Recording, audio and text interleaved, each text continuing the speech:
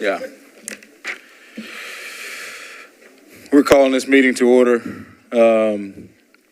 If you are not satisfied with the decision made by the Traffic and Parking Commission, you may appeal the decision by filing a writ of certiorari with the Davidson County Chancery or Circuit Court. Your appeal must be filed within 90 days of the date of the entry of the Commission's decision.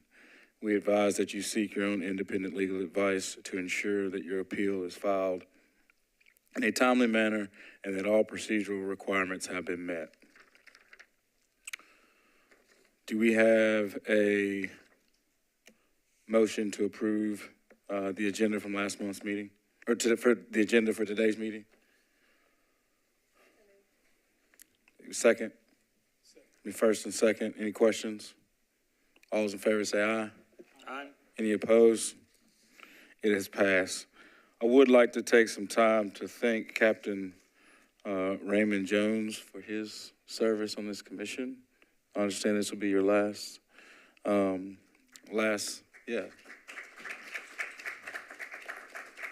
He has been promoted to commander for the Metro Nashville Police Department's Custom Services Division. You will be missed, and we wish you all the best in your next position. Item 3.0, approval of the meeting minutes. We have a motion. We have a first. Do we have a second? Second. It's been first and second. Any questions? All in favor say aye.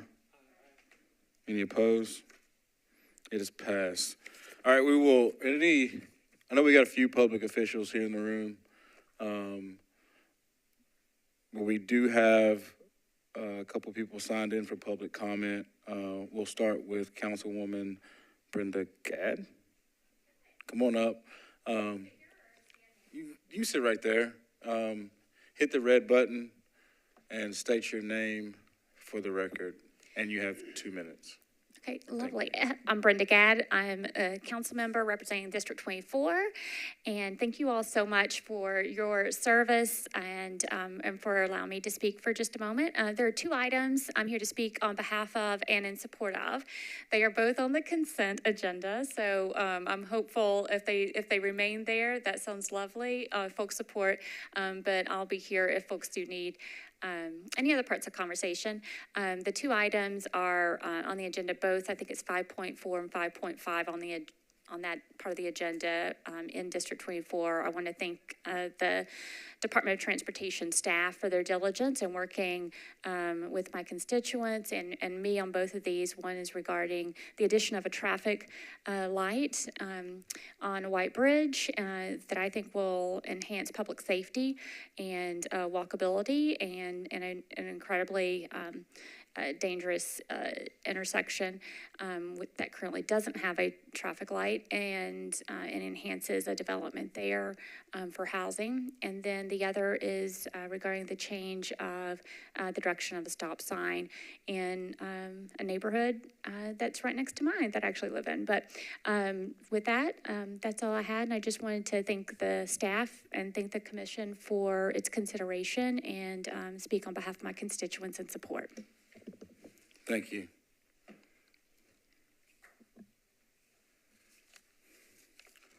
With that, item 5.0, approval of the consent agenda. Are there any of these items that any of the commissioners would like to remove? Yes. I'd like to discuss 5.4 and 5.5. Okay, we will move those 2 items to regular agenda items. Any other items?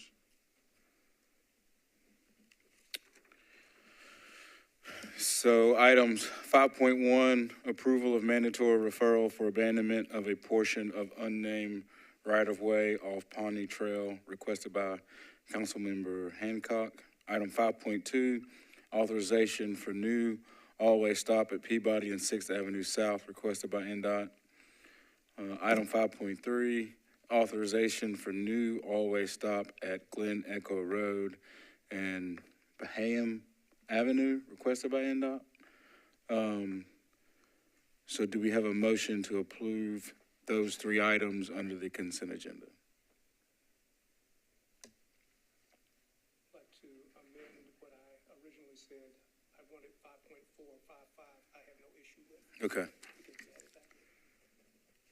So we will add item 5.5 to this motion, authorization for new traffic signal at White Bridge Road and Lions Head Village Access Drive. So item 5.1, 5.2, 5.3, and 5.5. Do we have a motion? Yes. I move that these items be approved for consent. We have a second. It's been first and second. Any questions or comments on the motion? All those in favor say aye. Any opposed? Those items have passed. We'll move on to the regular agenda, item 6.0. Item 6.1, consideration of driveway. We'll do it last. I don't know, League, does it matter in what order we do them in? Just point for that clarification.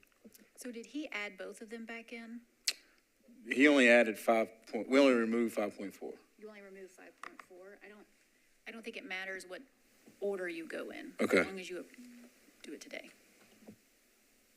The only comment I have about that is I think Councilmember Gadd said she has to leave at a certain point, and Okay, we can do it first. Great point. We'll go to item 5.4, authorization for change and stop configuration at Mockingbird Road and Lauderdale Drive requested by NDOT. Did you have specific questions? Yes. Wanted to know Turn your mic on if you don't mind. Thanks. Yeah, that one.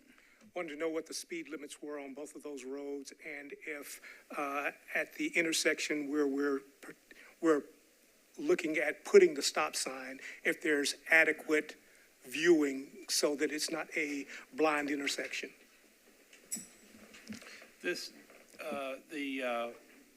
two-way stop control right now at Mockingbird Lane, which turns out is the major street with 190 vehicles per day.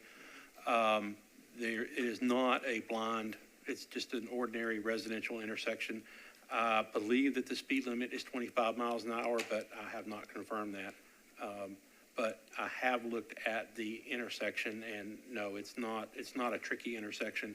It's not one that would meet warrants for an all-way stop.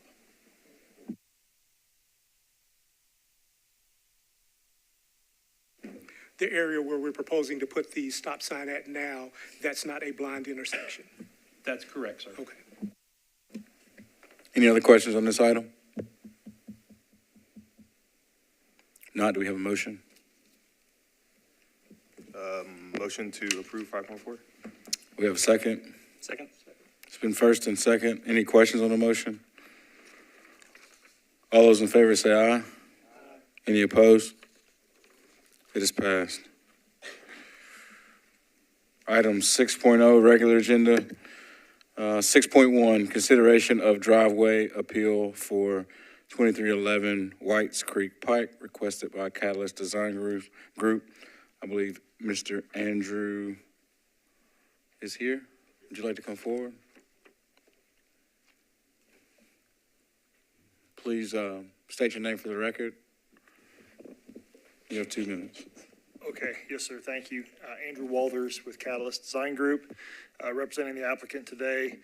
And our client, 2 minutes is a short time. I'll do the best I can to summarize this briefly for. Well, just no pressure. Yeah, The 2 minute was specific for the public comment, correct? Okay. So we don't. Yes, Yeah. the 2 minutes was for public comment, but it is within your discretion to give him more time. that's fine. This will be more of a dialogue, hopefully. Great. So this is a unique project in that it's straight zoned. We did not have to go for any type of formal site plan approval. I believe it's zoned MUL, converting the site from just an existing single-family residence to 16 townhomes, again, by right zoning. And so as we work through the technical design and approval through NDOT staff, we became aware, and they made us aware of a really tricky site distance issue. And so we have, over the course of several months, been working with them And as Devin would probably tell you, this is the first for he and I both. I've been working 20 years in Nashville and never had a denial of an access drive. Typically, we're able to work through with signage and some additional measures on site, whether it's clearing or signage to deal with driveway conditions like this that are tricky in terms of sight distance. But in this case, staff felt, and we certainly didn't disagree with this, that it was such a difficult access point that they felt the need at a staff level to deny our request, which again is a little tricky when it's a straight zone site because you're already taking CDs through. You've got construction drawings ready to be approved and built. We already had our grading permit, for example, ready to go on this one. So what we've been trying to do since that point, and again, this has been more than a collaborative effort, I would say, with staff, is look for alternate ways that maybe are a little bit outside the box to justify and mitigate some of the risk there. And so some of the ideas that we initially presented, and I think there was a memo done by KCI, which made some specific recommendations, and I'll just kind of briefly go through those. There were 3 recommendations that they came to. One would be clear and maintain the vegetation along the frontage. Again, that's pretty common. I believe that's already been done, even more recent. I know Devin and staff have been out there a couple different times to look at it, but I think they've done some recent clearing to help that situation. They also recommended install a hidden driveway reduced speed sign with a 20-mile-an-hour marker on Whites Creek Pike right before the curve that's to the south of us. You can sort of see how the road sort of bends south of that marker. At that location, there was a recommendation to put a warning sign of reducing speed to 20 miles an hour. And then one of the creative ideas that we came up with KCI was doing sort of a loop detection system in our driveway that would trigger a flashing beacon on the roadway itself. So wire back to a distance where commuters, particularly traveling northbound, is sort of the main concern, sort of northbound right lane, that they would see that there's a blind driveway up ahead and be notified sort of via a flasher with specialty signage that said, hey, there's somebody that's getting ready to pull out. Be mindful, give them a warning. We could even look at doing an incorporated thing where, again, maybe there's some sort of detection where the driveway person can be notified that there's a car coming. So those were the 3 recommendations that we initially wanted to present to you. In the last month or 2, since we've started to try to work to get on the agenda, there's also been discussion of a speed study, and Mr. Smith can talk through some of that too, that I think from a staff level and working with us in KCI, we feel like that may be something that's warranted that would take the design speed or the posted speed from 40 to, I believe, 30 is what we've talked about looking at doing. We did not want to go to that level and do a speed study without bringing it to this group and at least sort of discussing it with you guys. Again, if the answer is no, we don't want to see a driveway here ever for a new development, let us know that. We won't spend any more money and time on it. But our hope is that working with staff, and if a speed study is a part of that, then reduction of the speed in here we think might make sense to sort of further the safety aspect of this. So with that, again, so we're happy to take a deferral if the answer is, we like where you're headed with this. Go for the speed study. If that's the answer from this group, we're fine with that. If you think the mitigation that's proposed in the memo from KCI is sufficient and adequate, we'd certainly be happy with that result as well. So with that, I'll yield my time and answer questions. Staff, would you like to provide some context? Please state your name for the record, if you don't mind.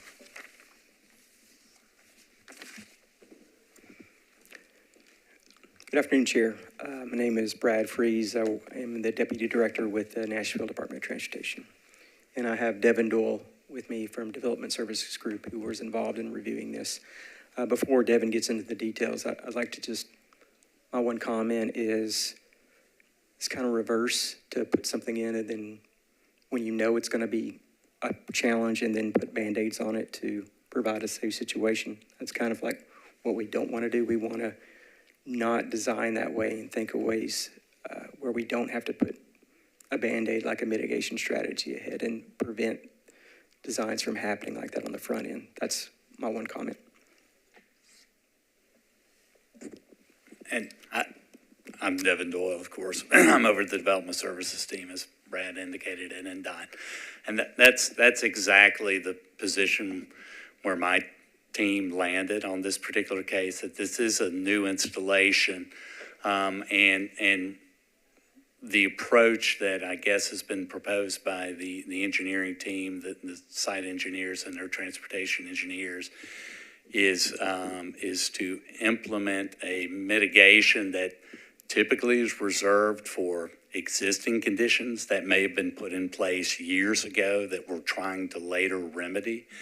And so it's typical that we put the burden on the development team when there is new development to mitigate issues such as this. And so as we've worked with the applicant and their engineers on evaluating the site, you know, everyone recognized that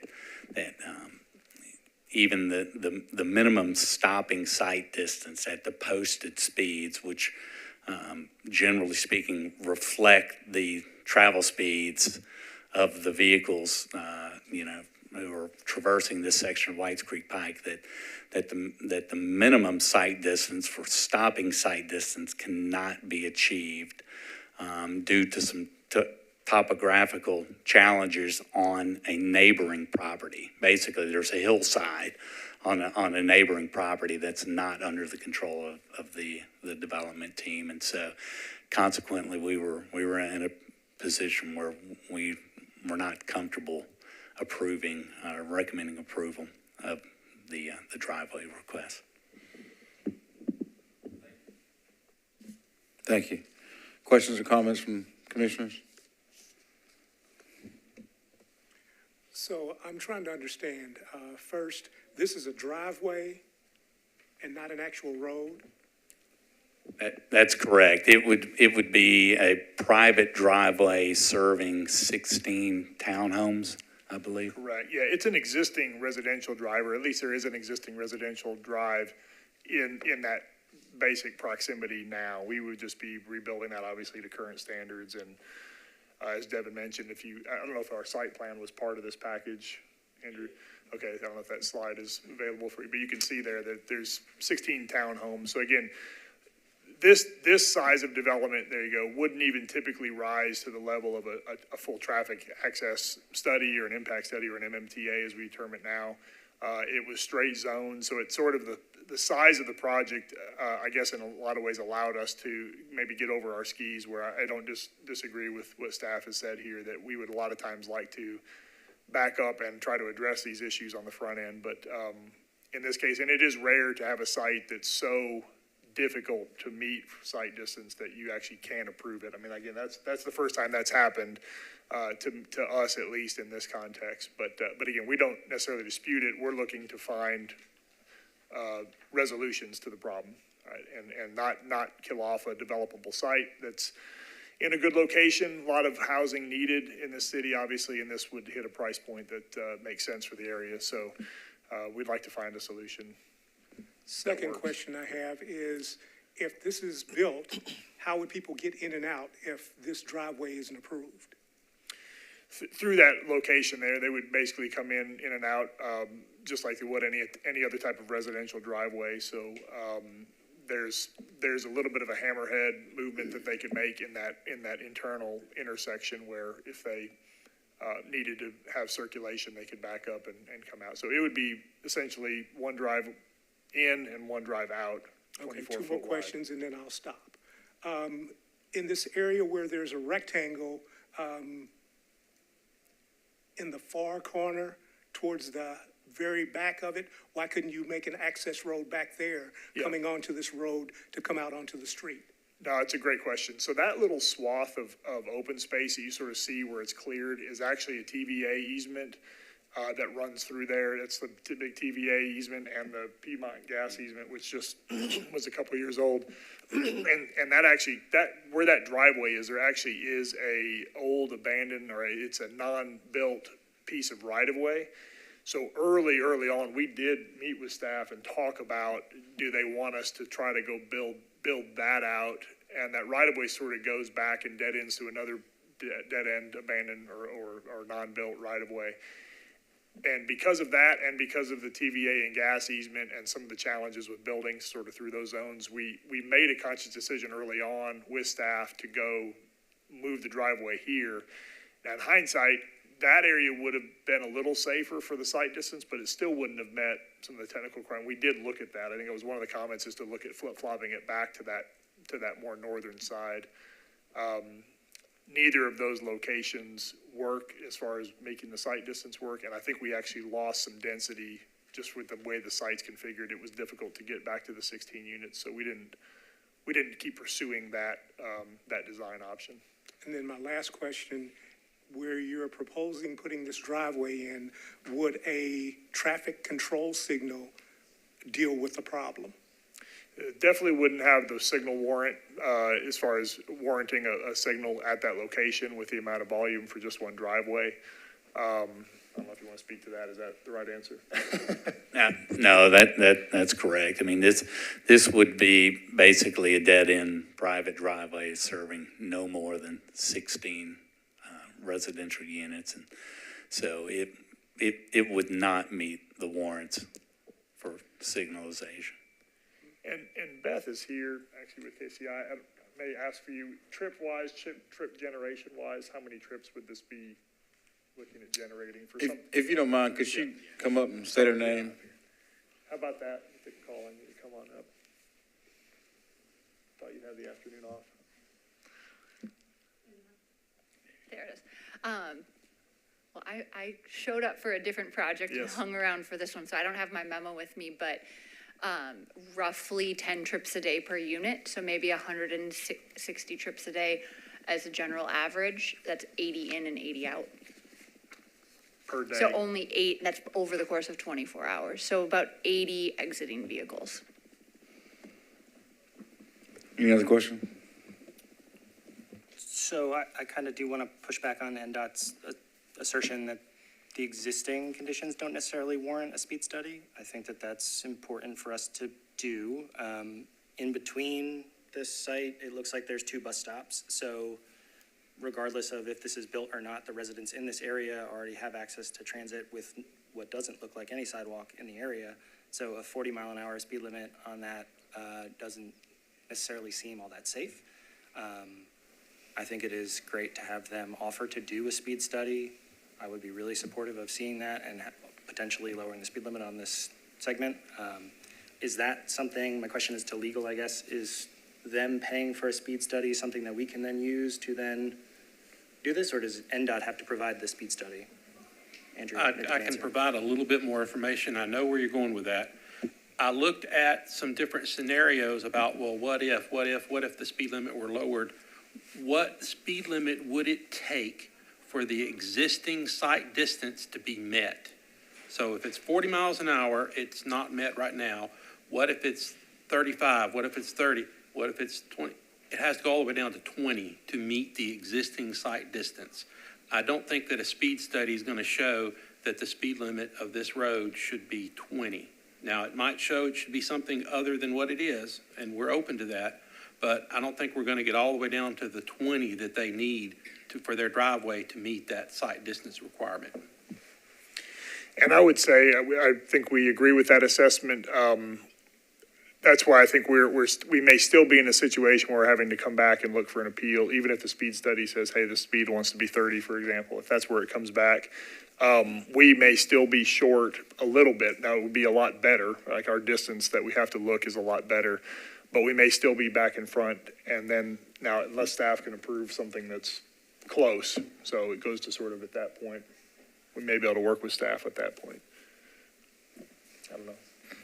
Any other questions? So can we use their speed study to then consider based on that? NDOT's or theirs? Well, it would be, Their it sounded like they developers? would be providing a speed study to NDOT, and then we could consider that? Yes, but I think, I would also point to the code, and I don't know if Andrew can put it up on the screen, but 13.12.160 deviations gives you a framework in which you may approve a deviation. A deviation as in an appeal, or a deviation to the It says. conditions? 13.12.160 deviations, the Traffic and Parking Commission and the Department of Public Works may grant permission for deviations from the requirements specified in this chapter, provided one or more of the following conditions exists. A, unusual physical conditions requiring special construction. B, impossibility of improvement of the property with normal driveway location where granting deviation requested will not be contrary to public safety, convenience, and welfare. Or C, where granting of the deviation requested will not adversely affect present or future rights or development of adjacent property. Councilwoman? I mean, I think a speed study would be helpful because I do agree that 40 might not be the right speed limit here today, even if it was in the past. I think I'm a little concerned that we're just saying, well, we can't build 16 likely, moderately affordable. I'm sure they won't be like totally affordable, but also the median home price in Davidson County last month was $500,000, and a townhome is just naturally more affordable than a single family home. And so I think we really need to spend the time to try to get this right and not let the perfect be the enemy of the good when we're talking about people having homes. Because what we're basically saying is we're just not going to ever develop this piece of land that could hold 16 homes. And really provide a fairly minimal amount of traffic in the area, especially if you look like, I mean, there are a lot of driveways here, right? And they didn't have to meet the same criteria. And so, we're really putting a burden on this piece of land and the ability to provide homes to people here that's not consistent throughout this county. So while I think a speed study would be helpful, I also think things like looking at the landscaping, which we talked about here. I mean, this is a pretty brushy area, right? Mm-hmm. And so sort of looking holistically about it and ways to make it safer, and I think is a worthwhile exercise, because just saying, no, we're not going to do it means we're just going to let this piece of property that is close to transit, is developed around it, just never be housing for people. Any other questions? Go ahead. Since I'm new to this committee and I'm naive in some of these things, what would stop the developer for paying for the stop or a traffic control signal to make it so that they paid for it, but it would go under NDOT in order to make it so that people could get to that intersection, the light would change red, then traffic could do what they needed to do, and we wouldn't have a situation where people could potentially be involved in accidents? Well, it's a great question. I'll probably defer to Beth, but just the short answer is to do any signal, you have to have a signal warrant for it, which means it has to meet certain criteria technically. You want to cover more of that? Yeah, this would not even come close to meeting a traffic signal warrant for a full signal. And we would need to, if we didn't meet that warrant, but we wanted a signal, we'd have to come before this board again, and y'all wouldn't approve that. With this volume on the side street, I cannot imagine. Yeah, because it really has to do with the both ways traffic. The volume that we would be generating on our little driveway with actually this is just a third leg of the intersection would be very, very small. So while it would be nice, I think there's just the standard traffic rules would really kick in, and we would not be. Any other questions? Yeah, I could go on. So that people are coming up a hill, and then there's also vegetation. Could you just kind of describe a little bit more what? Correct. Well, so you can see, I guess, from the graphic, there's a slight horizontal curve. When driveways are located on the inside, what I would call the inside of a horizontal curve, it just naturally creates a hindrance to being able to achieve sight distance in some cases, as opposed to a driveway that's on the outside of the curve. There's also a vertical curve, and then there's vegetation and topography. So there are quite a few dynamics that are I guess coming into play as it relates to this particular property. Our sight line looks through a property that we don't own and control, and so the grade of that property sort of prohibits the view to look up to the top of the hill and see the distance that we need. So I think vegetation has cleared, I believe, since you guys were out there, so I think it looks probably a little better and a little safer just in the field, but that's not something you can.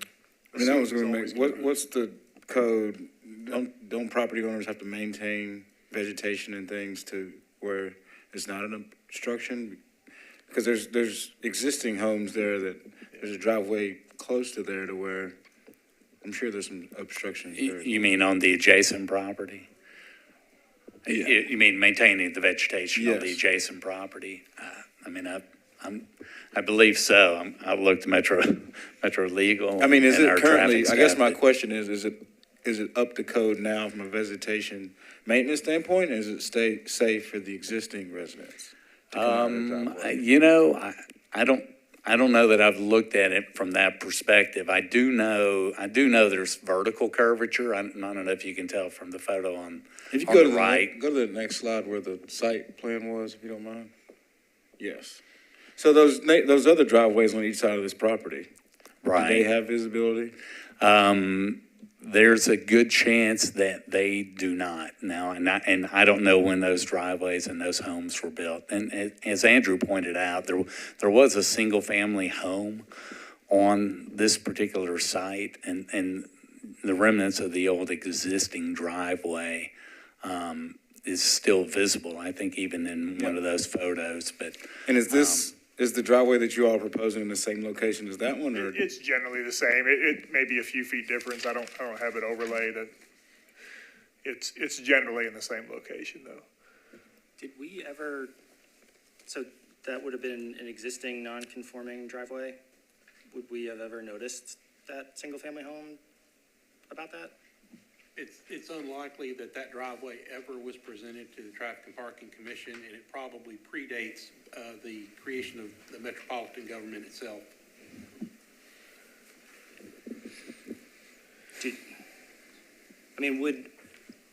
If nothing happened, would something like a warning sign about this driveway be something that you would recommend as an engineer?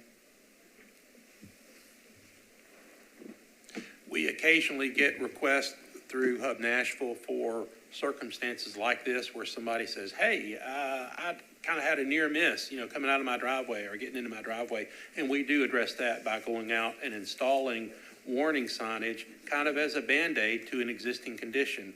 This is different in that someone has proposed to come in with, a new development where we know we have a problem, and now they're asking for, well, can you kind of fix that with the Band-Aid fix that we would put for some existing condition? Well, I haven't heard, what's the Band-Aid? I've heard this Band-Aid. Well, I think the Band-Aid would be the conclusions that were in the original memo that talk about the flashing signage with the flasher system and advanced warning signs that would be there. Is that something that Yes. would be accepted, or? Well, we were proposing that, and if the commission feels fit that those are adequate improvements, we would be fine to do that. We also would be fine if we leave here with a deferral to go do the study. We just didn't want to do that without getting, I guess in some sense, some buy-in from the commission that we're on the right track. Were we provided the memo? No, right? No, the memo was provided to Development Services. We have that from KCI. Go ahead, Mr. Doyle. I was just going to say, this is a remedy that we typically utilize for like an existing condition such as what Mr. Smith had indicated. We typically don't look to approve as we have heard referred to as a Band-Aid or a solution. Although Ms. Ostrowski can speak to it if she would like, as far as a proposed engineer solution. It is technically an engineered solution to an existing problem, but we generally speaking do not utilize an application of this type for a new development, if that makes sense. It does to me. I don't know if it does to me. You got a comment, Mr. Freeze?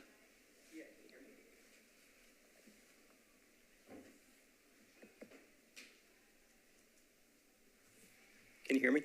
Oh, yeah, got it to work. It's really coming down to a philosophical question, you know, in design, in where we approve something when we know there's going to have to be mitigation strategies to, that it was, you know, when it gets put in, there's going to be more volume coming in and out of this location, more conflicts, and more risk of something happening. So as a department, we can't recommend approval of it, and that's why it's come before this board, this commission. Yeah. I think there's two buckets here. One, whether this development is there or not, there's challenges with that road.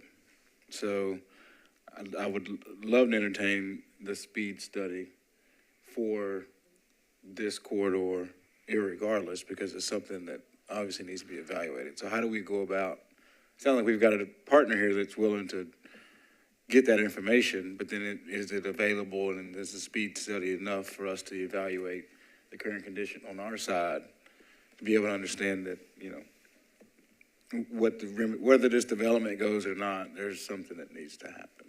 I'd like to answer that. I would like to see the commission uphold the driveway denial and then let us continue to work with the engineer consultant team to come up with some other ways to kind of mitigate this. Okay.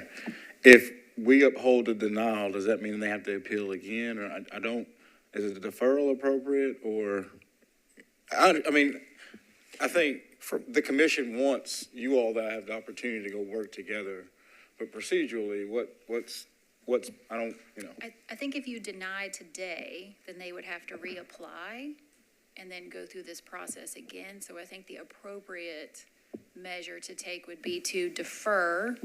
And if you would like for them to present a speed study, I think you can ask them to do that. I don't know that you can require it, but it sounds like they're very willing to do so anyway, and see what comes out of it.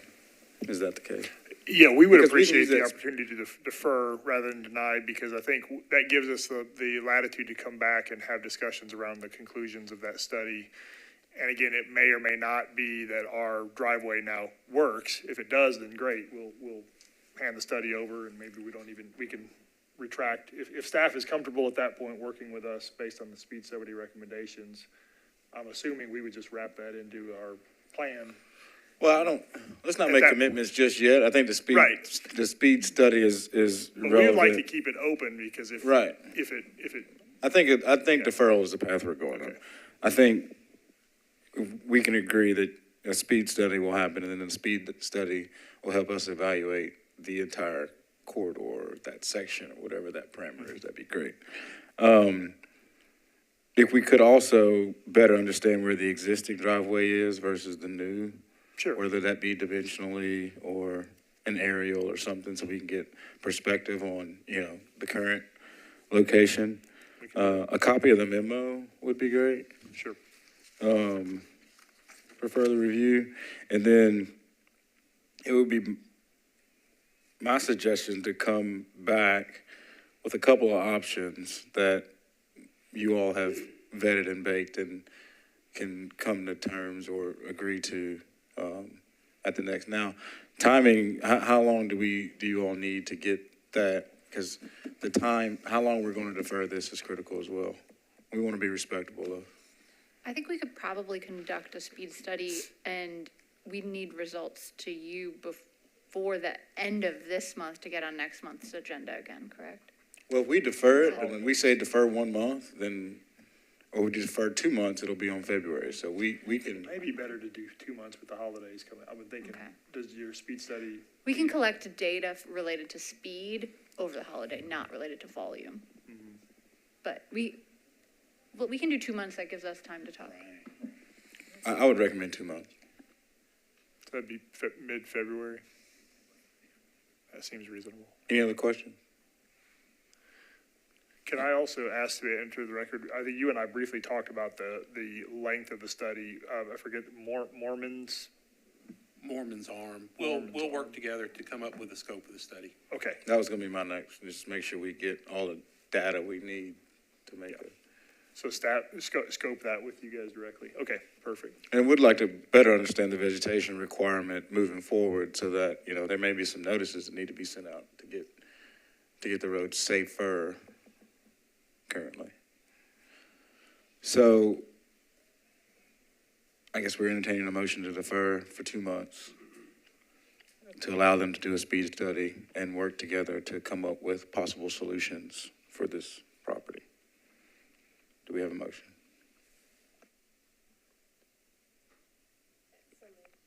Second? Second. It's been first and second. We would defer this item 2 months, barring a speed study and the other things that we asked for. Any questions or comments on the motion? All those in favor say aye. Aye. Any opposed? We'll see you in 2 months. Thank you.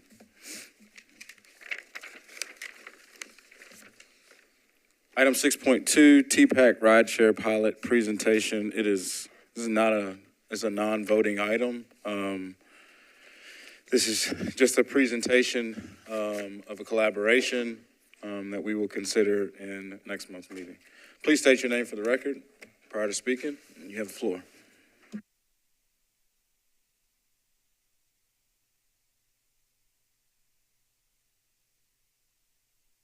There it is. Okay, it's working. Hi, my name is Megan Matson. I'm the Transportation Demand Management Program Manager for NDOT. My name is Brent Schultz, and I'm the Connect Downtown Coordinator. We're tag team in this item.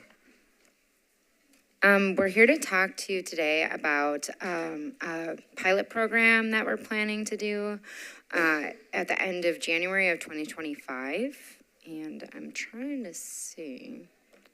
This is not looking like my correct presentation. Okay, here we go.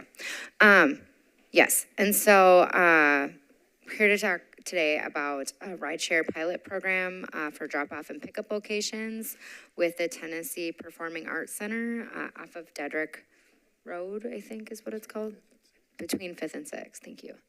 And so just as a brief summary, NDOT and the Tennessee Performing Arts Center are hoping to run a drop-off and pickup rideshare zone pilot from January 28th through February 23rd, 2025 to analyze data and develop framework for NDOT that we can use when implementing rideshare drop-off and pickup zones throughout the downtown core. And so the mission of this specific pilot program is to enhance traffic flow, increase safety and organization around TPAC by collaborating with Uber and Lyft to establish designated drop-off and loading zones right near TPAC. And so for this specific item, we're just going to be sharing information, and then we're going to be coming back in January to get a vote to see if we're able to pass this. And so some of the goals with this specific initiative are to streamline the process for rideshare vehicles, reduce traffic congestion, minimize safety hazards, and enhance and create a smoother access for TPAC attendees to get to and from the theater while attending a show. And so the data will help guide rideshare zone framework, and that will help us implement these zones throughout the downtown core. Why are we doing this? It's part of Connect Downtown's 5 big moves. And so NDOT finalized a plan analyzing how traffic moves throughout the downtown core earlier this year. And some of the big moves, or the 5 big moves, were specifically to manage congestion, improve safety, move more people, create complete networks, and maximize the curb. And so with this specific pilot zone or pilot program, you know, we will be hitting a lot of these different goals. Like I mentioned, it aligns with Connect Downtown's big moves by improving the traffic flow outside of the venue. It will help organize the pickup and drop-off zones, and then it will help eliminate rideshare vehicles from being in travel lanes when loading. So we're kind of trying to create a place for them to bring their people. So the proposed dates for this specific pilot program are January 28th through February 23rd. TPAC Valet will operate as usual, and so they'll have dedicated passenger loading zones before and after the TPAC performances. The rideshare companies will geofence these areas in their apps, directing the passengers to the specific zones. So NDOT will sign and monitor the zones, and then there will be potentially fines for noncompliance. And so this is the specific area where we're proposing the loading zones. Zone 1 takes up 4 parking spaces, kind of close to 6th Avenue, and then Zone 2 will take up 5 parking spaces. And so then the next graphic kind of demonstrates where each of the rideshare companies will be directed. I believe, so we'll have like drivers that are bringing people to and from the theater to Zone 2, go on 6th, and then drivers bringing people to and from the theater take, is it Representative John Lewis Way Road, in Zone 1. And so it's right off of Dedrick. So this is just a street view of what it looks like in front of TPAC and where we'll be taking those specific parking spaces, I guess, as you will. And then this is just kind of a general estimate of revenue lost while we are running the rideshare pilot program. So 9 spaces will be used during the pilot program. It should take about 20 days while the spaces are used, and so an estimated lost revenue of $1,100, give or take. And so then this is just kind of a background on what specific times and dates we're going to be doing the pilot program, or at least when we hope to do the pilot program. So we're hoping to have the loading zones live 2 hours prior to the show and then 1 hour after the show. But NDOT will need to close the loading zones 24 hours in advance and provide proper wayfinding signage. So that's just part of the way that enforcement will be able to actually make sure that these spaces aren't being utilized while we have people kind of coming into and from the theater. So, there's quite a few shows throughout the first week. The second week is a little bit quieter. Third week, they've got quite a few shows pretty much throughout the whole week. And then week 4 also has quite a bit of shows. But, if 2 hours after, let's say Sunday the 23rd, those parking spaces will be opened back up by the next day. And so then just pretty briefly, NDOT responsibilities. So the planning staff, Brent and myself, will be working with TPAC as well as the rideshare companies to formalize central coordinated messaging that we'll be providing not only to our NDOT audience, but also to the TPAC audience. We'll make sure that all of the messaging is cohesive. We're working with TPAC marketing to develop messaging and create like a post survey that will help measure if this is a successful pilot program. And then enforcement by NDOT code will set up visible zone markers and monitor that the rideshare companies are adhering to our regulations. Like I mentioned, the zones will be active 2 hours before and 1 hour after, and then just making sure that, no one's really trying to park in those loading zone pilot areas. So TPAC will develop communication to their patrons. They'll advertise these riding zones in a know before you go email and create social media campaigns that we'll work together on. Like I mentioned, we'll send out a pilot survey after the performances to get feedback for people that did utilize this specific way to get to and from the theater, and then also doing like pre and post show interior announcements and having interior signs and security officer information. One of the things that we found when we spoke with them is that they have concerns with people parking in the parking garage. There's been quite a few crimes that have happened, and so they really discourage even their performers from parking in the parking garage. And so I think that is one of the incentives on why they're so enticed to work with us. So the next steps would just be finalizing our marketing and outreach with TPAC, making sure that we're on the same page with the rideshare companies, receiving approval from the Traffic and Parking Commission to make sure that we can launch this pilot program for January. We are working with Fairpoint Planning and HDR Consulting Firm to use the results of the TPAC pilot program to develop a framework in which we will kind of copy and paste to other recommended rideshare drop-off and pickup locations closer to the downtown core. Those are highlighted in Connect Downtown's study. Do you have anything to add, Brent? The only thing is just, this is on, page 43 of your Connect Downtown action plan, that we should look at this.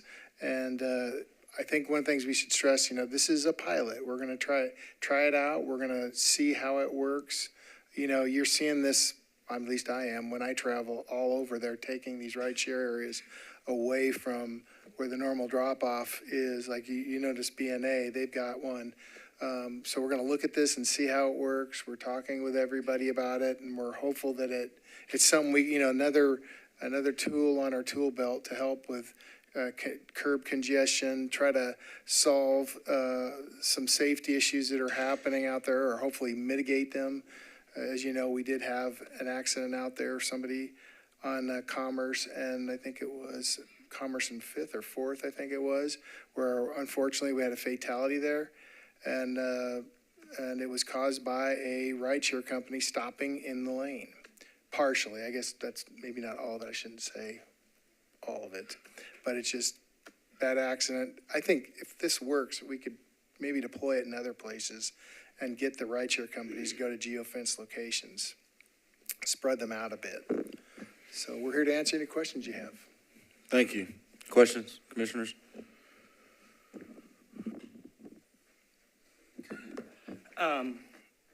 Can you explain more? Right now, is TPAC's valet on 6th? Yes? And then to the north of that is a passenger loading zone and the bus stop? Maybe we could bring the photograph you could point to. Yeah.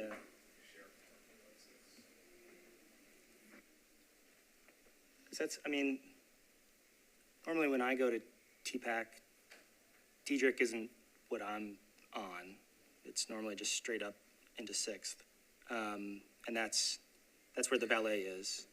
And then maybe when this comes back, like looking at it on the street view, that's what it looks like is in front, where the bus stops as well, that's a passenger loading zone. So kind of thinking through, obviously, if you're going to have ride shares go to another street, if there's still a passenger loading zone for other people to just drop people off there, that might be difficult to kind of coordinate because people who are not doing rideshare and trying to drop off somebody up front, they're still going to go there. So I don't know if we're trying to change that around as well, or if we're going to keep that in the same spot.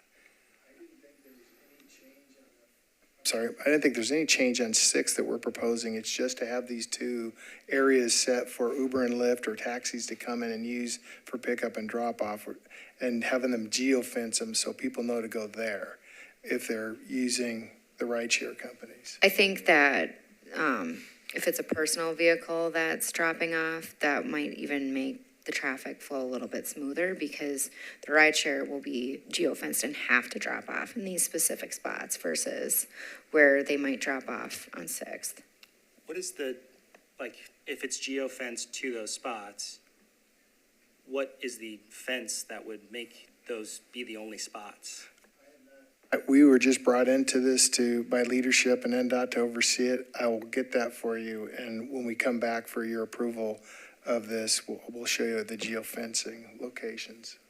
And I'd like to share too that this is a small piece of a larger project that we're working on internally. So we're working with Fairpoint Planning and HDR Consulting internally with a bunch of different departments to analyze how traffic flows throughout the city during major events. And so we're trying to create some type of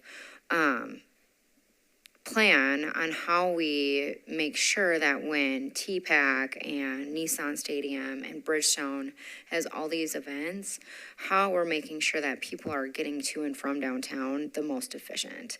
Because there's major traffic congestion, there's major issues on the 4th of July, for CMA Fest, things like that. And so this is a small piece of a larger project that we're all working on.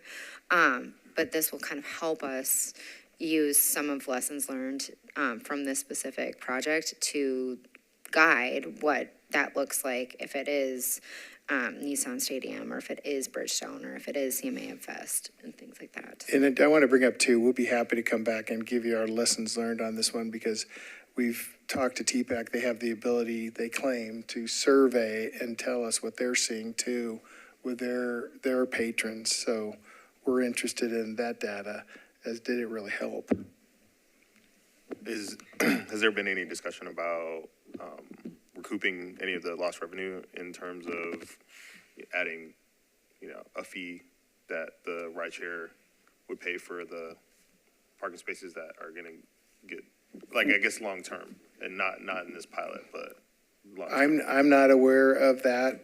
I don't know, Brad, if you've heard anything on that, but I've not been privy to any discussions on that. Who reviews and approves when it's appropriate or applicable to have lost revenue for parking, on-street parking? What's that process look like? Okay, I think I got it this time. So your question was who reviews and approves when we have these drop-off zones in there during special events? Are there parameters on, It's really new that we've actually started doing this and working with rideshare companies. In the past, we've actually worked, and there's been ongoing work with the Titans based on ride sharing. There's a lot of challenges with result of ride sharing and the direction people are given to go to get picked up and dropped off in there. So, for example, Geodis Park, when we have games at Geodis Park, they're directed. When they put an address in, they're directed for an address at a house or an address at somewhere along the street. That's not an efficient way for them to, it actually brings them through the zone of actually what we're trying to keep safe and in control during there, just to drop people off. So we are working on, and this is our first step in that, really. And definitely needed. I'm just curious on if it's a pilot program and there's lost revenue, we're not looking to recoup that. You're asking specifically if the parking spaces that are being utilized during that time for a drop-off zone, who would be responsible for? Like who within the department says, that okay, we're going to lose $1,200? Is that acceptable? It's a good question. It's a good question. We, in the past, when we have a specific applicant or person seeking a permit of such, we do require them to pay for the lost revenue for those spaces for that event.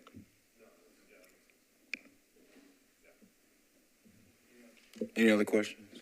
Go ahead. You had mentioned there was some issues in the parking garage. That's not one of the Metro-owned parking garages. That's TPAC's provider for parking? I'm honestly not sure the answer to that, but It is TPAC's.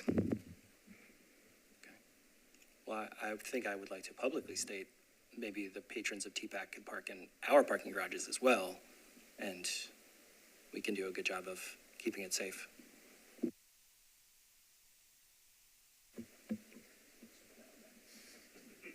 Any other questions? What would be wrong with having the company that wants to do this pilot program pay for it, the $1,200? I think I just say that's something I can investigate with the leadership in NDOT and the companies, and I'll get back to you in January with an answer to that and your answer when we ask for your approval, because I don't know right now. I think consistency is what, in the past, we've done some of this and it hadn't been consistent with the approach. Understand that there's a cost to experiment and figure out solutions, but if we're going to do it for this, we're going to do the same thing in Geodis, right? We're going to do the same thing at at other locations that you're trying to expand this program that's needed, the expectation there should be clear. Thank you for your comments on that. Yeah, and I was just more so thinking, if we do expand this, that's, spaces that throughout the year will be, lost revenue. So, if that's something that we are gonna foot the bill for, I don't think that that's something we should fit the bill for. And, the people that are utilizing the service could pay for the lost revenue that, their patronage of, TPAC provides, or, yeah. Any other questions? I've got a couple. So the Zone 1 location, I've been to TPAC and dropped off, and that intersection at 6th and Diedrich is just busy. Was there anything looked at to provide an off-duty officer or flagger to, you get people there crossing the street to, route them through to keep the flow of traffic in that intersection as, we're sending more people across that intersection and getting in and out of the car, which they're going to do anyway, but it's more intentional here. We can look into that with our leadership and NDOT, and as well as the TPAC, their representatives. I will say, Chair, this is part of what Megan talked about, looking at how the downtown system operates during special events. So that does include some modeling.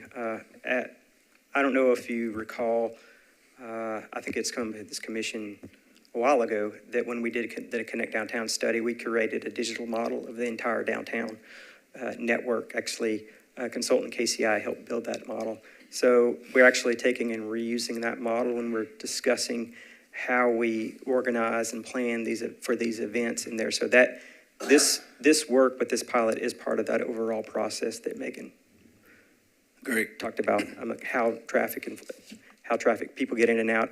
I will also add that how we incentivize transit is a big component of this as well. So as a result of our with Fairpoint Planning, but also with the team even before then, we have found some locations downtown where we can incentivize more transit by not closing lanes to transit. For example, we did so at the Nissan, during Nissan events at the Nissan Stadium, where they were previously restricted from coming across the Woodland Street Bridge. We actually opened that for transit to go through that corridor because that's where they were experiencing a lot of lost headway and a lot of loss in service. So working hand in hand with WEGA, we were able to make that adjustment. So we are looking at those things. The bus stop's north of Diedrich on 6th, right?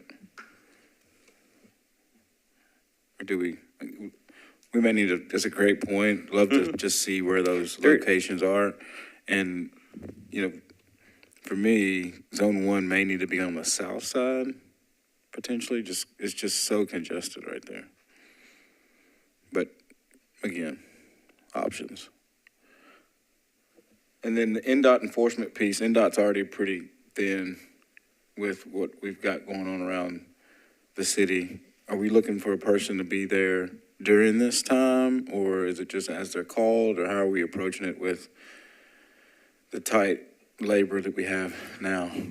Well, when we have special events like this, it's a little bit easier to schedule, enforcement to actually go out. So you're planning to add somebody specifically for this? Well, or is we will focus in route? on this area. What I'm saying is we will focus in on this area during this special event when we know that the pilot is active in there.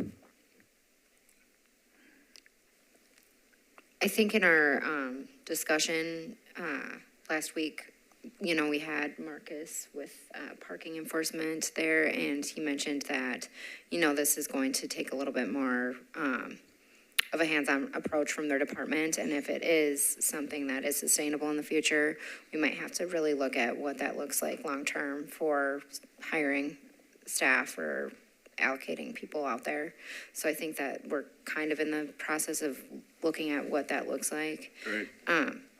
But just haven't got that far yet. Then my last is Commissioner Woods is not here today, but she's pedestrian safety is what she always mentions. And if there's challenges or something going on in the garage or around there, I would encourage you to engage MNPD and get that figured out, as well as we're going through this, because that's obviously something, if we've got parking available at the building and they don't feel like it's safe enough to go park there, we need to address that. That'll help with some of the congestion and things as well, but pedestrian safety is paramount. Since we're going to be sending people out of the doors of TPAC and having them cross the street, what is the feasibility of doing some type of a temporary pedestrian crossing? I'm just asking. That's a great question. And when we talk more about the traffic control of a specific event, we can talk about how we do that, whether it's a part-time or whether we do that with an officer or someone actually directing people across. But you're right. I mean, that's a great point. We want to keep people safe when they're crossing over. We can't always expect them to walk down to the next crosswalk, for example. So we need to think about that when we develop our traffic control plans. And you will see that when we come back. And that may be something that's in, the flow of traffic with traffic control and or people to help may need to be included, TPAC getting people out the door. I know that's not their intent because they're working together to do this, but you may need some manpower to help direct and guide as well. Any other questions? Is this a part of your new department? These special events coordinations, or? It is not. Okay. Special events encompasses 4th of July, Titan, Gotcha. and the Bridgestone, Marathon, stuff like that. Okay. But this is not. No, this is just Central Precinct. Any other questions? Thank you. We look forward. You come back next month? Look forward to it. Thank you.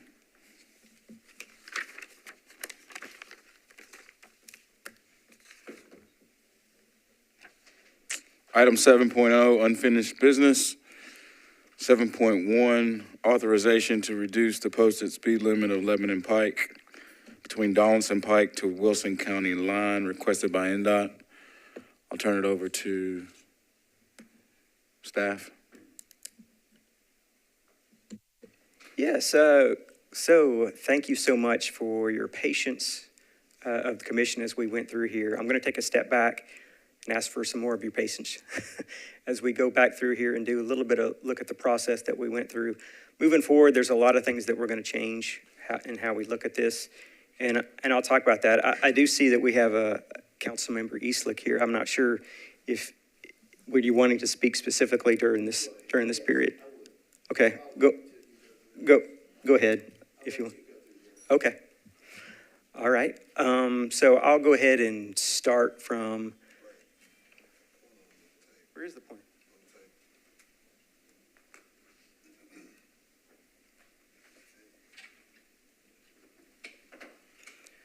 So I'm going to get really in the weeds and looking at the data and looking at what we look at when we did this study, but previously as far as when studies were done before in the past. So I'm going to get a little bit. I'm wearing my professor patches here on my jacket, so maybe that's why. I didn't think about that, but I'm going to talk a little bit about that. So, as you know, and you've had these presentations before, we started this process several months ago looking at areas where we have an opportunity to look at addressing speed and actually lowering the speed limit in different corridors along Nashville. We've already done so along Dickerson Road. We're also looking at Gallatin Road. We're looking at other roads along the corridor, and Lebanon Road is one of those. It is actually on one of our Higher network as far as our system. So we wanted to take a look at that. This is one, and I'll point out, this is one of the things that is involved in, when we talk about Vision Zero and the 5 E's and everything together, this type of signage is one thing, where we talk and see how we can support Metro Nashville PD with the enforcement of it, but also there's the design aspect. So we were looking for low-hanging fruits when we started this process. So what we referred to in this study was called the National Cooperative Highway Research Program, NCHRP 966. That is a report that was done through research that people are using and noticing as the best practice when it comes to setting speed limits on roadways. Previously, and I'll talk about this, proposed the study to use previously they were using the best practice was, or the standard practice was using the 85th percentile speed. So that is obviously, that's pretty high, the 85th highest speed, 85th percentile highest speed on the corridor for the free flow speed that we would use to set the speed limit. So this new approach actually incorporates a lot of other additional data that you look at. You look at the road conditions, the traffic volumes, the traffic crashes. You look at the cross sections, existing cross sections. You look at the fatality numbers, the crash numbers that are out there, and it all goes into this tool, and I'll show you a screen image of that here in a minute. And then the FHWA countermeasures are here, talking about this, that's moving away from the 85th percentile rule. That is definitely something that has been taken when we look at a safe system approach for the entire infrastructure. That is something that is on the national side, the Federal Highway Administration has made known and actually is in the updated version of the Manual of Uniform Traffic Control Devices. So you can see here, ensure safety for all users. And then in this slide, it says the 85th percentile speed should not be used to set speed limits without consideration of all factors described in paragraph 7 of this section. And paragraph 7 went on to describe the other context-related, the crash-related information, the pedestrian-related information in there. So that's what we have done through this process. So data needs, this is, you may have seen this slide before, this is what that tool takes. It takes all this data into consideration, and there's different cells that you drop down and you put in here. It goes into a large equation that calculates a recommendation based on a lot of these conditions that go in there. There's a lot of computation in the background with this that went into this NCHRP tool that has been used nationally and is starting to be used more. So that's what we are using in this process. I wanted to be clear there. And this is kind of what it looks like. This is a screenshot of it where you can see the different variables that we just talked about going into the spreadsheet and looking at back before the light blues, the dark blues, the purples. These are all values that we enter into the spreadsheet for getting everything as far as what the recommendation is from the NCHRP tool, which is based on years of research.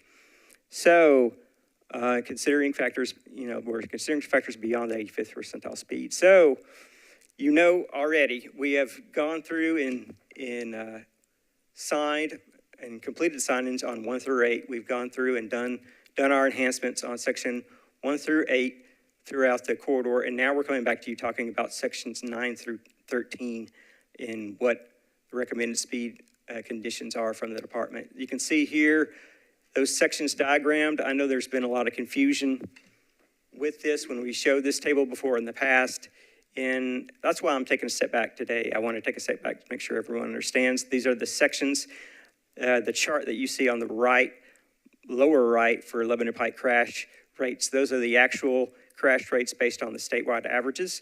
So what you do is you calculate the crash rate, and you look at that versus the statewide rate, what it should be for that corridor, and then that's the ratio, and that's how you calculate the actual crash rate on there, and that's what that shows there and you can see, obviously, trailing into town, you can see it spike. That crash rate goes up quite significantly, and I'll talk a little bit more about that when we go through and look at the table.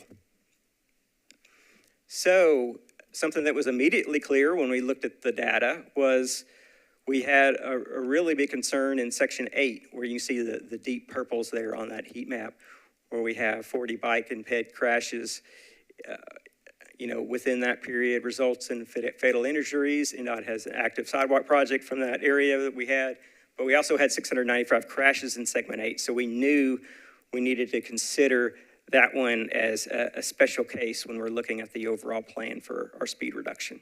So we we flag that. And here you can see, I've got that highlighted here where you can see that section really stands out versus other sections in that analysis.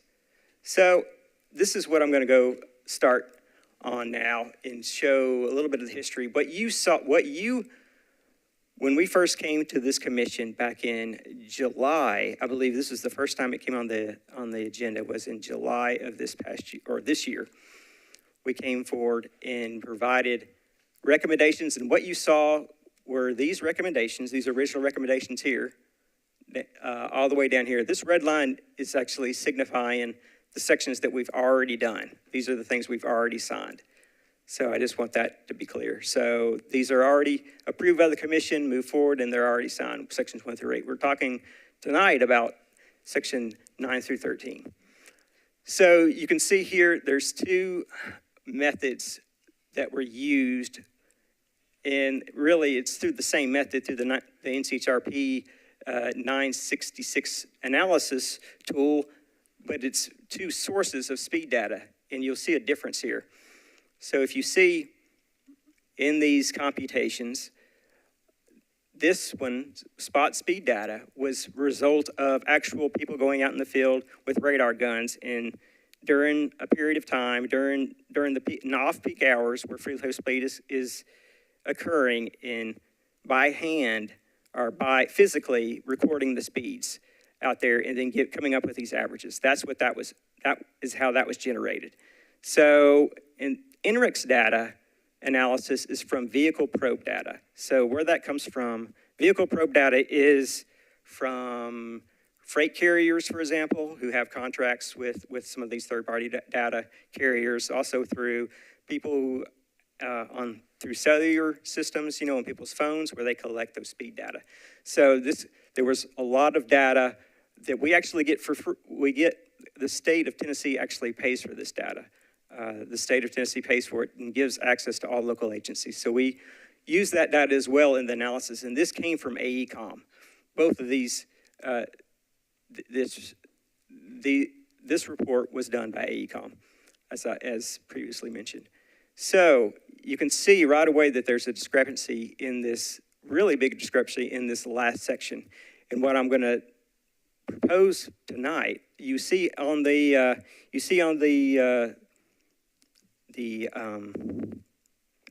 agenda and for this item in the staff analysis, you'll see a recommendation of 35 miles per hour. So we are actually recommending 40 miles per hour on this section. So I'm going to tell you why and go through that. And this was, after looking at this data and looking at the discrepancies here and looking at the research, you can see that the INRIX data is recording a slower speed than the actual free flow direct collected speed in the field. That is actually a known bias. So we looked at research, and there's some research done by the Nebraska DOT, which is another NDOT, by the way.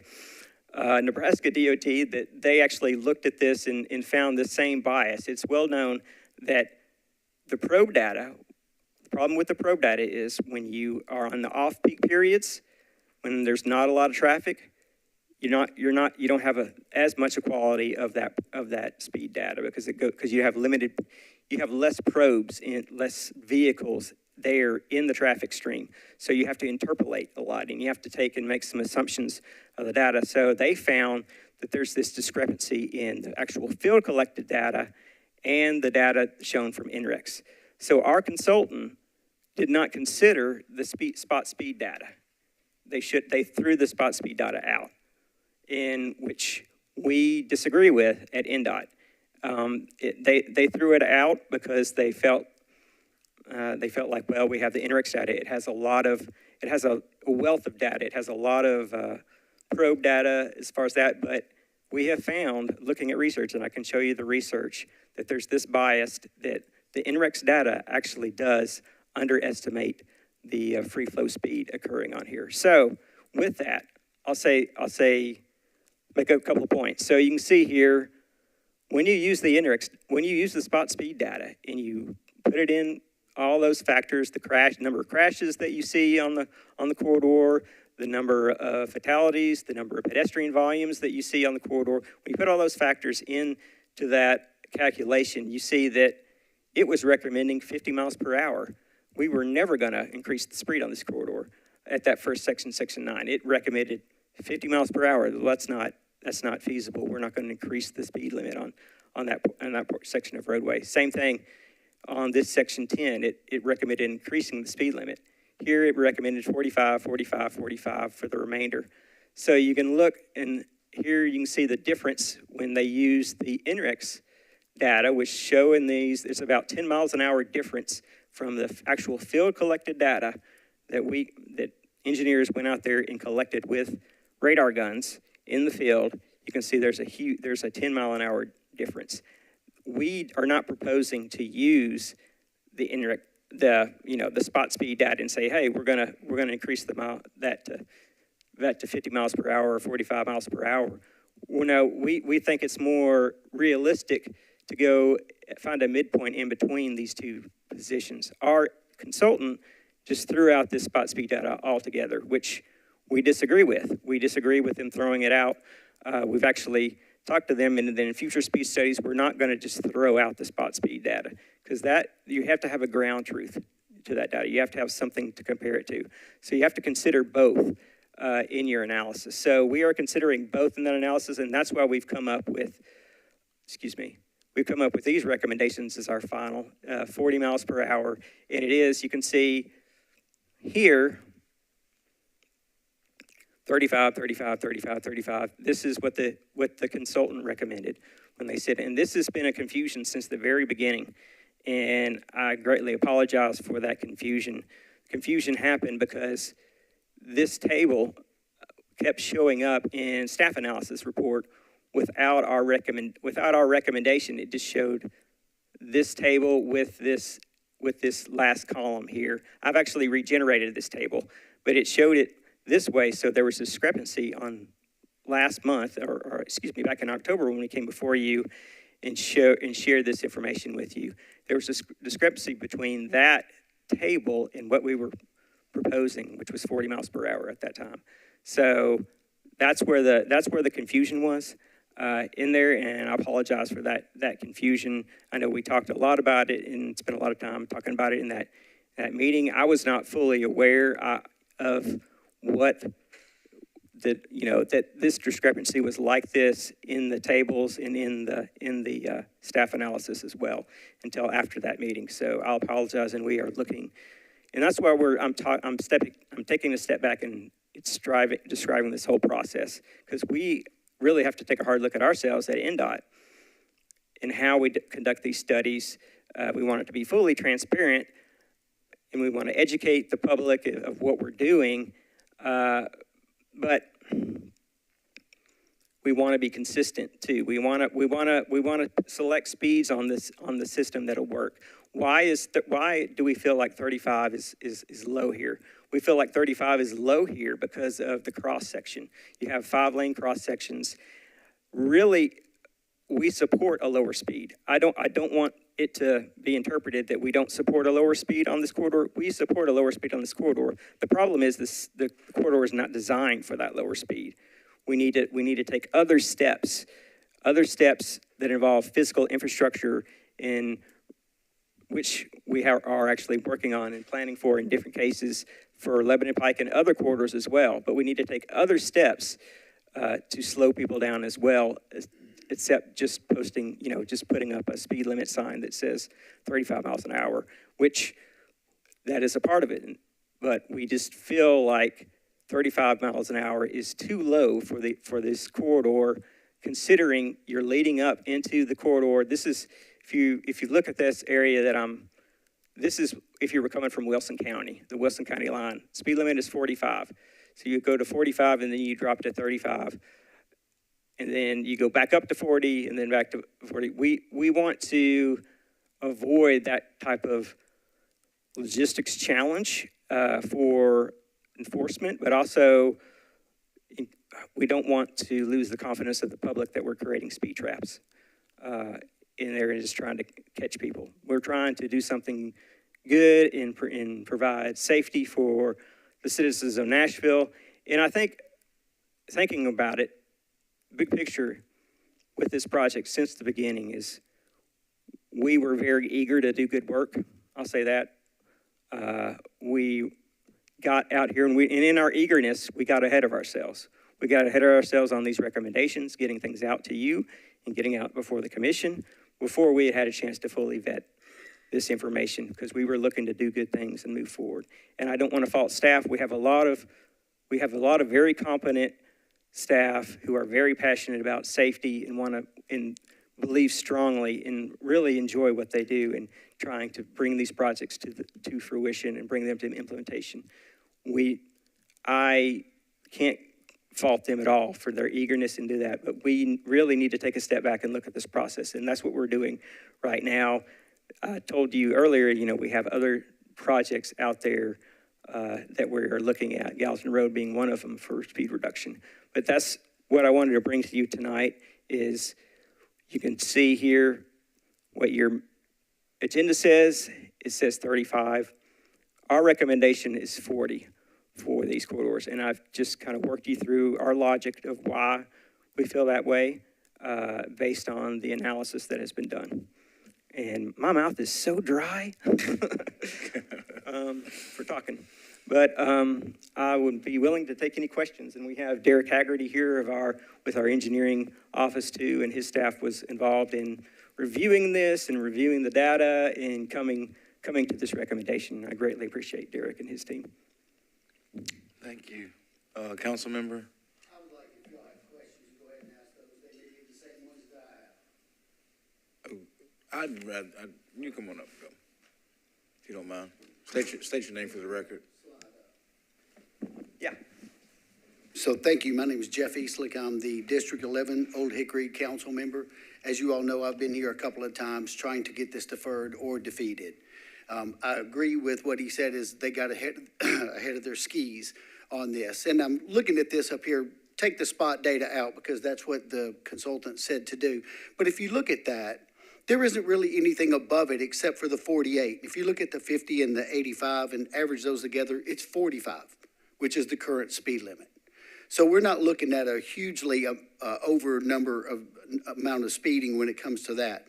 At the same time, my point from the beginning has, and also on the, let's see, what was that called? The study itself. The NCHRP did not consider the enforcement, lack of enforcement, or the difference of enforcement in that equation. And that's what's happened in Nashville.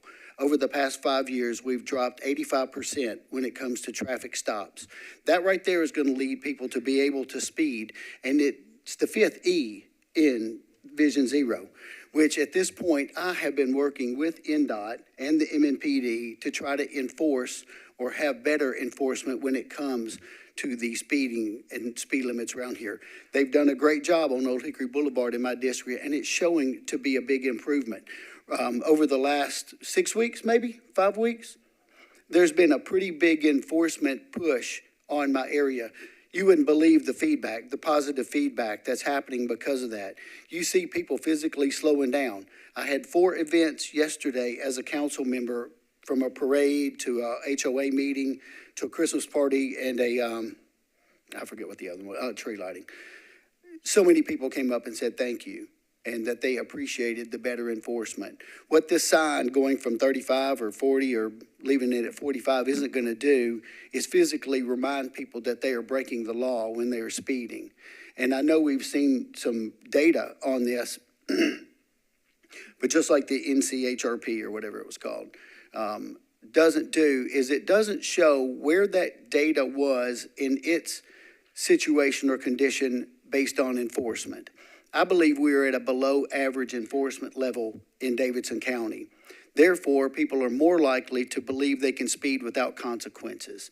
And it's those consequences that they don't care about that sign. It may be, and I think you can see right here from the NRICS data, that a lot of people are paying attention to the speed limit. They are doing what they are asked to do when it comes to the speed limit. But it's the ones that are not doing it that are causing the problems.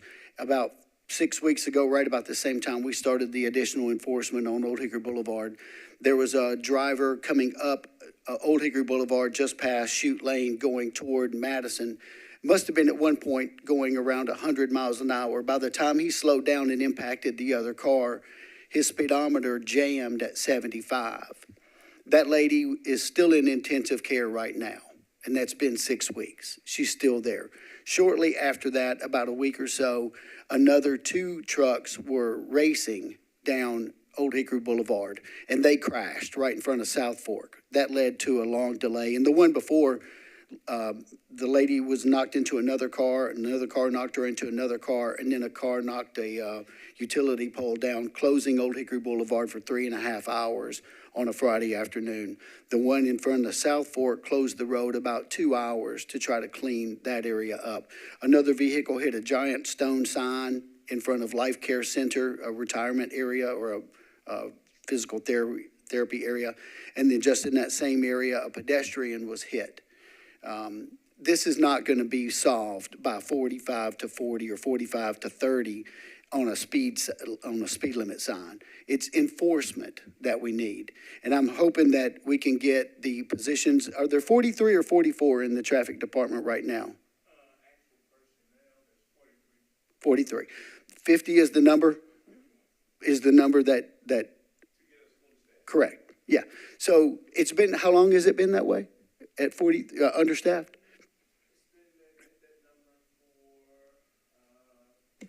I would guesstimate in 3 to 4 months. It's been longer than that. We've been talking about it longer than that. But the point is, it needs to be staffed. They started I need to pull that email up. I think it's been a lot longer, like years. Well, when we initially started talking, we had got some more people transferred, so that took it up to 43, yeah. They created the Operation 1072 or Operation 72, which is a vehicle break-in or vehicle stolen task force. And they put more people on that task force than are in the traffic division, right off the bat. So we're rolling around with a unfilled position or 7 positions in the traffic department, which could save lives every day and help stop areas from having to be law-abiding and go even slower in areas, but we're not. So we need more traffic enforcement, and we need to make sure the data that they're talking about takes in consideration the lack of enforcement or what conditions the data was collected when it comes to the enforcement of that area. I do not want this to go down to 40. I do not want us to take this tool and use it across our city without using or fully implementing and working on the last E of Vision Zero, which is enforcement. And I'm not sure NDOT has an agreement or is working with the MNPD to make this happen. I sure am. I'm working with them. I'm working with NDOT. I'm trying everything I can to make our city safer, the speed slow down, without making the law-abiding citizens pay the price for that. Appreciate you. And Mr. Freeze, what is the cost? A couple minutes? What is the what now? What is the cost in terms of the additional travel time for people that would have to? You mean the difference in travel time from Yeah. lower speeds? Yes.